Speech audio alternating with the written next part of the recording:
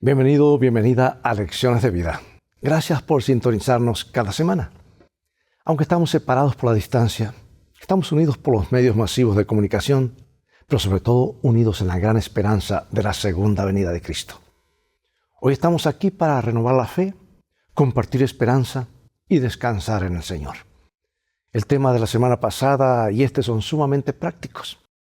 La semana pasada vimos que, habiendo explicado a los efesios cómo existe y vive una comunidad cristiana madura en el Espíritu Santo y en Cristo, Pablo ejemplifica esta existencia en términos prácticos.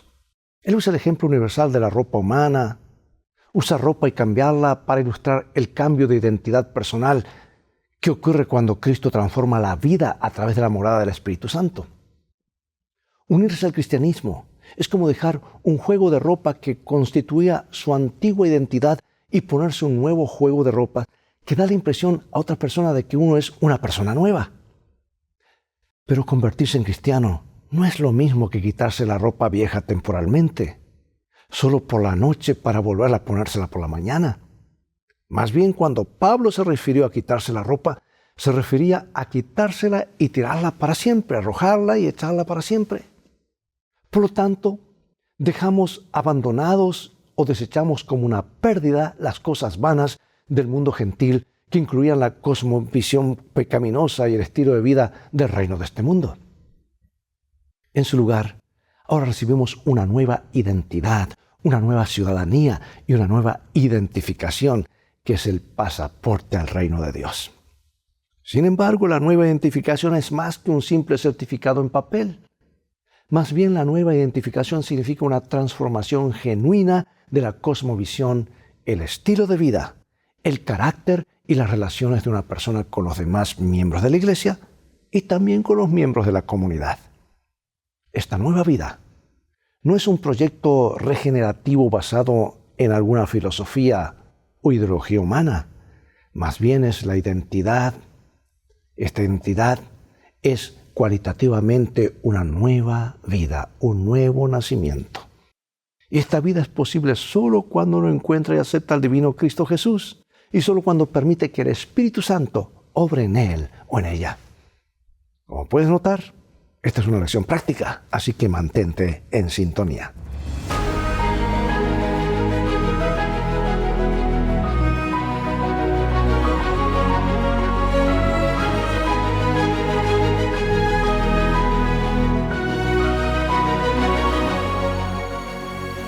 Aquí está el consejo bíblico, Efesios 4, 22 al 24.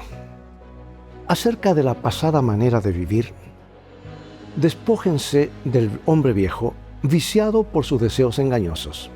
Renueven la actitud de su mente y vístanse de nuevo hombre, creado para ser semejante a Dios en justicia y en santidad de la verdad. Durante años, José Antonio vivió en las calles de Palma, España, como vagabundo, con cabello y barbas canosos y desordenados. José parecía mayor que sus 57 años. Un día, Salva García, el dueño de una peluquería, se acercó a José y le propuso un cambio total de imagen. Ya con José en el sillón del salón, un equipo de trabajo cortó, tiñó y peinó los mechones enredados del cabello y la barba. Y a continuación, José consiguió ropa nueva y elegante. Entonces vino la revelación. Cuando José se sentó frente al espejo, le brotaron las lágrimas. ¿Ese soy yo? Soy tan diferente que nadie me va a reconocer. Y luego agregó, no fue solo un cambio de look, me cambió la vida. Y en Efesios 4, 17 al 32, Pablo afirma que los creyentes han experimentado una transformación completa. Se despojaron de su antiguo yo y abrazaron la nueva identidad. Es algo parecido al cambio de José, aunque no en una manera de transformación externa, porque incluye renovar la actitud de la mente, trayendo a la vida verdadera justicia y santidad. Este es el cambio de imagen supremo. Este es el propósito de Dios para tu vida y para mi vida. Leamos entonces la porción que corresponde al estudio de hoy. Son varios versículos. De los versículos 17 al 32 del capítulo 4 de Efesios. Dice así. Esto pues digo y requiero en el Señor, que ya no andéis como los otros gentiles que andan en la vanidad de su mente, teniendo el entendimiento entenebrecido, ajenos a la vida de Dios, por la ignorancia que en ellos hay, por la dureza de su corazón, las cuales después que perdieron toda sensibilidad, se entregaron a la lascivia para cometer con avidez toda clase de impureza. Mas vosotros no habéis aprendido así a Cristo. Si en verdad le habéis oído, y habéis sido por él enseñados conforme a la verdad que está en Jesús. En cuanto a la antigua o pasada manera de vivir, despojados del viejo hombre, que está viciado conforme a los deseos engañosos, y renovaos en el espíritu de vuestra mente, y vestíos del nuevo hombre, creado según Dios en la justicia y santidad de la verdad. Por lo cual, desechando la mentira, hablad verdad cada uno con su prójimo, porque somos miembros los unos de los otros. Airaos, pero no pequéis. No se ponga el sol sobre vuestro enojo, ni deis lugar al diablo. El que hurtaba no hurte más, sino que trabaje, haciendo con sus manos lo que es bueno, para que tenga que compartir con el que padece necesidad. Ninguna palabra corrompida salga de vuestra boca, sino la que sea buena para la necesaria edificación, a fin de dar gracia a los oyentes. Y no contristéis al Espíritu Santo de Dios, con el cual fuisteis sellados para el día de la redención. Quítense de vosotros toda amargura, enojo, ira, gritería y maledicencia, y toda malicia. Antes sed benignos los unos con los otros, misericordiosos, perdonándoos unos a otros, como Dios también os perdonó a vosotros en Cristo. Yo creo que, amados, si termináramos la lección aquí, tendríamos más que suficiente para entender en forma práctica qué es la vida cristiana. Y cuántos asuntos personales y sociales en la iglesia se solucionarían. Porque alejados de Dios, no se sabe cómo vivir, no sabemos cómo vivir, separados de su gracia salvadora. El ser humano va en una espiral descendente de pecado y de depravación que no tiene límites. Concentrémonos ahora en el cambio de ropa dramático. Efesios 4, 20 al 24. Mas vosotros no habéis aprendido así de Cristo, sino en verdad le habéis oído y habéis sido por él enseñados conforme a la verdad que está en Jesús. En cuanto a la pasada manera de vivir, despojaos del viejo hombre que está viciado conforme a los deseos engañosos y renovaos en el espíritu de vuestra mente y vestíos del nuevo hombre, creado según Dios en la justicia y santidad de la verdad. Bueno, luego de escribir aquí su existencia anterior como gentiles, Pablo no dice, ustedes no han aprendido así de Cristo. En cambio señala, ustedes no han aprendido así a Cristo. Y al notar que los destinatarios, Pablo aboga por una adopción de una vida totalmente nueva, modelada por Cristo con la frase conforme a la verdad que está en Jesús. Para Pablo, llegar a la fe apunta a una conexión personal con Cristo tan vívida y real que puede descubrirse como aprender a Cristo. Reconocemos que el Jesús resucitado y exaltado está vivo y presente con nosotros. Sus enseñanzas y su ejemplo nos moldean y somos leales a Él como nuestro Señor. Abrimos nuestra vida a su guía y dirección activa mediante el Espíritu y su palabra. Y Pablo nos dice que adoptar una vida moldeada por Cristo requiere 3 procesos que él expresa con imágenes de vestimenta. Dice, número 1, despojarse o alejarse de la antigua forma de vivir. Número 2, dice experimentar una renovación interior. Y 3, vestirse de nuevo modelo divino de vida. Y la metáfora de Pablo refleja el uso de la ropa del Antiguo Testamento como símbolo de la pecaminosidad. En la antigüedad, los hombres usaban una túnica hasta la rodilla como prenda interior y una capa o manto para ofrecer protección contra el sol. Del mismo modo, las mujeres vestían túnica y manto. Las culturas reflejadas en la Biblia eran de subsistencia. Las prendas eran preciosas y caras y se guardaban durante mucho tiempo. Hubiera sido inusual poseer más de una muda de ropa. La calidad y el estilo de estas prendas indicaban la identidad y el estatus del portador. Cambiarse de ropa, cambiar una muda de ropa por otra, era un acontecimiento inusual e importante, no algo insignificante como en muchas culturas de la actualidad. Y Pablo imagina que el cambio en la vida es tan notorio como lo hubiera sido cambiarse de ropa en el contexto del siglo I. ¿Cuál es la diferencia? La diferencia crucial entre aprender de Cristo y aprender a conocer a Cristo. Y ahora repetidamente, el apóstol utiliza una estructura interesante al hablar del poder de las palabras. Versículos 25 al 32. Por lo cual, desechando la mentira, hablad verdad cada uno con su prójimo, porque somos miembros los unos de los otros. Airaos, pero no pequéis. No se ponga el sol sobre vuestro enojo, ni deis lugar al diablo. El que hurtaba no hurte más, sino trabaje, haciendo con sus manos lo que es bueno para que tenga que compartir con el que padece necesidad. Ninguna palabra corrompida salga de vuestra boca, sino la que sea buena para la necesaria edificación, a fin de dar gracia a los oyentes. Y no contristéis al Espíritu Santo de Dios, con el cual fuisteis sellados para el día de la redención. Quítense de vosotros toda amargura, enojo, ira, gritería y maledicencia y toda malicia. Antes sed benignos los unos con los otros, misericordiosos, perdonándoos unos a otros, como Dios también os perdonó a vosotros en Cristo. Vale la pena leer y releer lo que aquí dice, ¿verdad? Son principios eternos. La exhortación de Pablo, hablen la verdad. No es una invitación a confrontar a otros miembros de iglesia recitándole los hechos con torpeza. Pablo alude a Zacarías 8:16 que exhorta a hablar la verdad como forma de fomentar la paz. Y Pablo destierra la ira y las expresiones de enojo. Sus palabras no permiten ejercer la ira dentro de la congregación, sino más bien Pablo admite la posibilidad de la ira al tiempo que limita su expresión con el sentido. Dice, si te enfadas, no permitas que esto produzca pecado como fruto.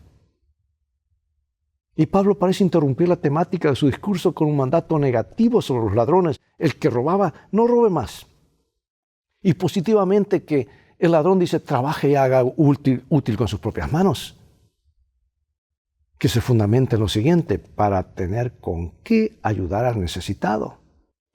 O sea que quizá Pablo aquí incluye esta palabra acerca de los ladrones debido a la conexión entre el robo y el discurso engañoso, como le ilustra la historia de Ananías y Zafira.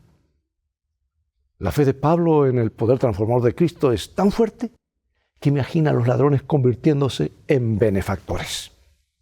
Y luego ordena, ninguna palabra mala salga de su boca. Que describe la palabra destructiva que irrefrenablemente se abre paso hasta los labios para hacer su obra dañina. Y Pablo habla acerca de la presencia del Espíritu Santo en los creyentes.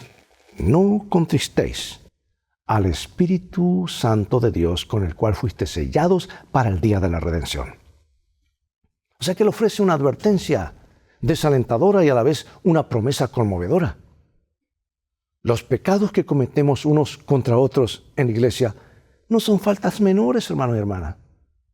No son faltas sin mucha importancia, porque lo que entristece al Espíritu Santo es nuestro mal uso del don divino del habla para destrozar a otros. O confesar los pecados ajenos, ¿verdad? El hecho de que Pablo replique y repita Isaías 63:10 acentúa la seria advertencia. Sin embargo, dice allí en Isaías, vamos a la palabra, Isaías 63:10. Sin embargo, los israelitas fueron rebeldes y entristecieron a su Espíritu Santo. Por eso se les volvió enemigo y él mismo peleó contra ellos. En una promesa reconfortante, Pablo afirma que el Espíritu Santo sella a los creyentes desde el día en que aceptaron a Cristo hasta el día de la redención. La relación del Espíritu con el creyente no es frágil, sino duradera. Y cuando los creyentes menospreciamos la presencia del Espíritu que mora en nosotros, al usar como un arma el don divino del habla, no dice que el Espíritu se va, sino que se entristece. Y el Espíritu tiene la intención de permanecer en los creyentes, marcándolos como propiedad divina y como protegidos de Dios hasta la venida de Cristo. Por eso Pablo resalta la plena divinidad del Espíritu como el Espíritu Santo de Dios y destaca la personalidad del Espíritu al reflejar que el Espíritu Santo se entristece. Debemos andar con cuidado al analizar el misterio de la deidad, porque el Espíritu es uno con el Padre y con el Hijo, y a la vez distinto del Padre y del Hijo. Paul Peterson dice lo siguiente: el Espíritu tiene su propia voluntad y por lo tanto toma decisiones. Podemos entristecerlo y blasfemar contra él. Estas expresiones no son propias de un mero poder o influencia, sino que son características de una persona. ¿Es entonces el Espíritu una persona como tú y yo? No. Usamos terminología humana limitada para describir lo divino. Y el Espíritu es lo que los seres humanos nunca pueden ser.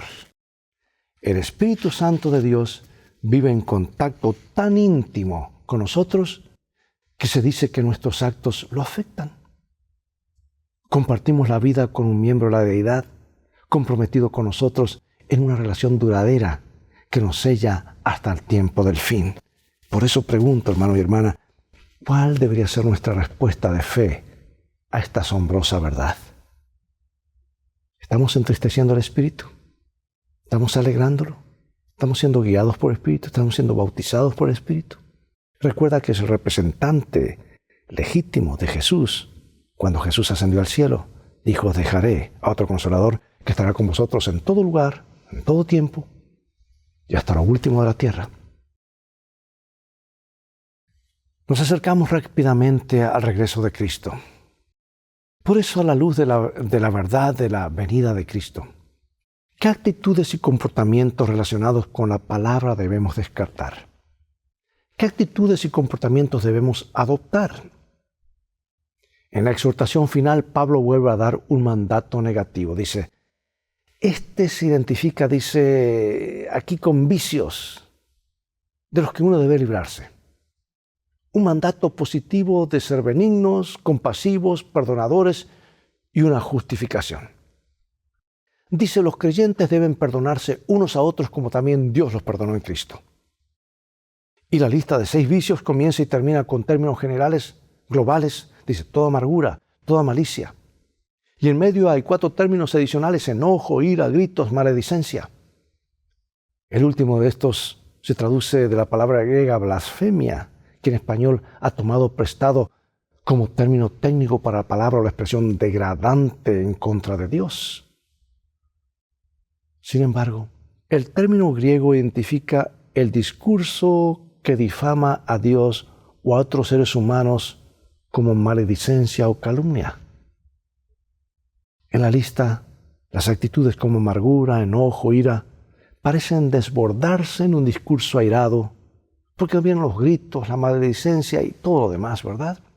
En esencia, Pablo aquí desmilitariza el discurso cristiano. Las actitudes que impulsan el discurso airado y las estrategias retóricas que lo emplean deben eliminarse del arsenal del cristiano. La comunidad cristiana prosperará y se fomentará la unidad de la iglesia solo cuando estas cosas se dejen a un lado. Y esta es una lucha diaria, amados. Tenemos que practicar. La maledicencia no debe suprimirse, sino reemplazarse. Las conversaciones y las acciones en la familia de Cristo y fuera de ellas también no deben surgir de la ira, deben estar motivadas por la bondad, la ternura y el perdón. Basado en normas más elevadas. La norma más elevada de todo es el perdón que Dios nos ha extendido en Cristo. Pablo presenta el perdón vertical, el que Dios ofrece a cada uno de nosotros, como un modelo del perdón horizontal. Piensa en el poder de tus palabras. ¿Cómo puedes usarlas para edificar, animar y para aumentar la fe? Tenemos esta oportunidad. ¿Cómo se hace un buen deportista? Practicando. Una buena cocinera? Practicando. Un buen médico, practicando. Y así nosotros podremos obtener estos valores estos dones del Espíritu, practicando hasta que sean parte nuestra. Y ahora, para concluir, analicemos nuestra propia vida para ver cómo la experiencia de la nueva vida toca todos los aspectos de la vida. Tomemos, por ejemplo, el don del habla. ¿Cuántas veces cada uno de nosotros decimos yo en una expresión o conversación con otras personas? Tal vez sea la expresión más usual, yo, y en inglés más se usa I, ¿verdad? Y tanto usamos ese I que, bueno, ay, ¿verdad? ¿Cuántas veces centramos la conversación en nosotros mismos en lugar de nuestros oyentes? ¿Te has puesto a pensar, cuando estás en un grupo, de quién hablas? ¿Para elevar la virtud de los demás o hablas de ti y de ti? Y cuando eso ocurre, ya creamos una barrera con los demás. ¿Cuántas veces acaparamos las conversaciones? Hay otras esferas que necesitan la transformación misericordiosa y poderosa del Espíritu Santo. Yo diría cada esfera de nuestra vida. Necesitamos ser pulidos. Algunas personas se muestran escépticos sobre la posibilidad de un cambio humano. Ahora, si bien Pablo era consciente del poder esclavizante del pecado que impide que seamos transformados, es el creyente más firme en el poder del Evangelio para transformarnos de la manera más profunda. Y ahí viene el proceso de la santificación que dura toda la vida. El apóstol confiaba plenamente en este cambio porque sabía que el Espíritu Santo podría hacer. Y llegará el momento cuando el pueblo de Dios no tendrá ni mancha ni arruga. No por lo que hizo por sí mismo, sino por el poder del Espíritu Santo que lo fue transformando más y más a la semejanza de Jesús. Controlar o manejar emociones, actitudes o comportamientos negativos se convirtió en una preocupación importante en el mundo moderno. Las personas recurren a ejercicios especiales, programas de asesoramiento e incluso tratamientos clínicos para recibir ayuda en el manejo de sus emociones y comportamiento.